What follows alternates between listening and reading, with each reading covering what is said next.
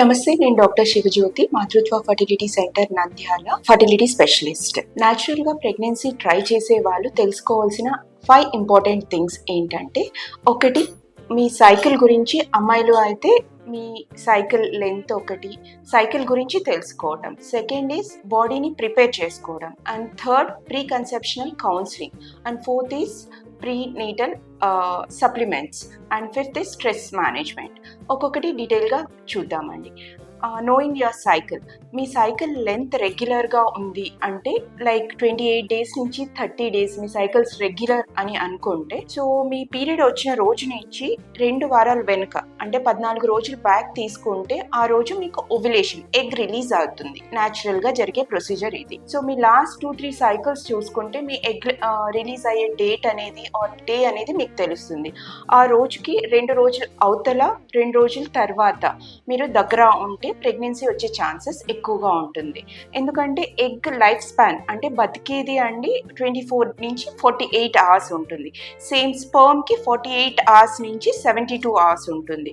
కాబట్టి సో ఆ 5 డేస్ మీరు దగ్గర ఉంటే బెటర్ ఉంటుంది ఛాన్సెస్.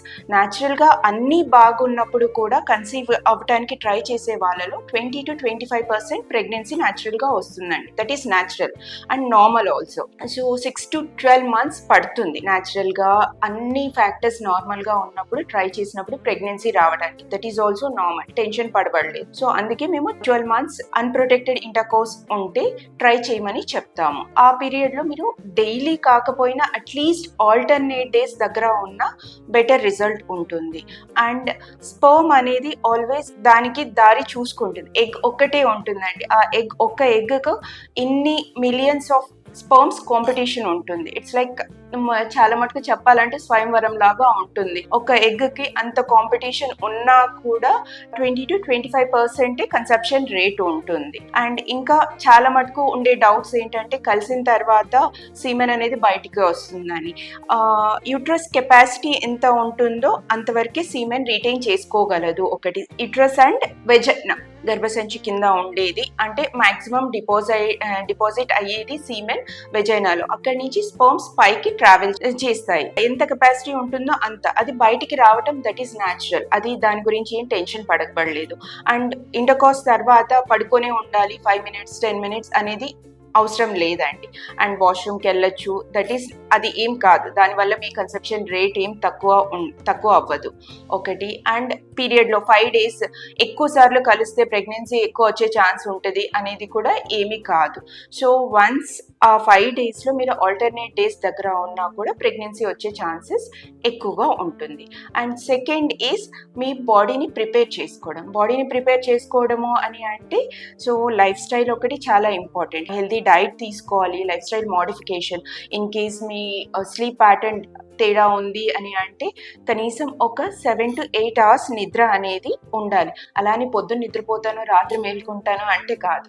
సో నైట్ మనకు ఒక సర్కేడియన్ రిథమ్ అని ఉంటుంది. సో దాన్ని కంటిన్యూ చేసుకోవాలి. అది నైట్ 8 hours అనేది దాంట్లో అట్లీస్ట్ ఒక 4 hours డీప్ స్లీప్ ఉన్న దట్ ఇల్ అంటే మీ ప్రెగ్నెన్సీ రేట్ కన్సీవ్ అయ్యే ఛాన్సెస్ ఇంక్రీజ్ అవుతుంది. ఇంకొకటి ఫుడ్, బయట ఈ ప్యాక్డ్ ఫుడ్స్ ఒకటి అండ్ ఫ్రోజన్ ఫుడ్స్ ఇవి తగ్గించుకోవాలి.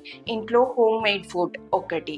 సో అది కొంచెం డిఫికల్ట్ బట్ స్టిల్ ట్రై చేయాలి. రాదర్ అంటే ఇంకా ప్రొలాంగ్ చేసుకునే కన్నా మనం చేసుకోగలిగినవైతే మనం చేసుకోవాల్సిందే కదండి. ఫుడ్ అనేది హెల్తీగా తీసుకోవాలి. Leafy vegetables, fruits, seasonal fruits ఏం దొరికితే అవి తీసుకోవాలి. డైలీ నట్స్ అనేవి ఇంక్లూడ్ చేసుకోవాలి మీ డైట్లో.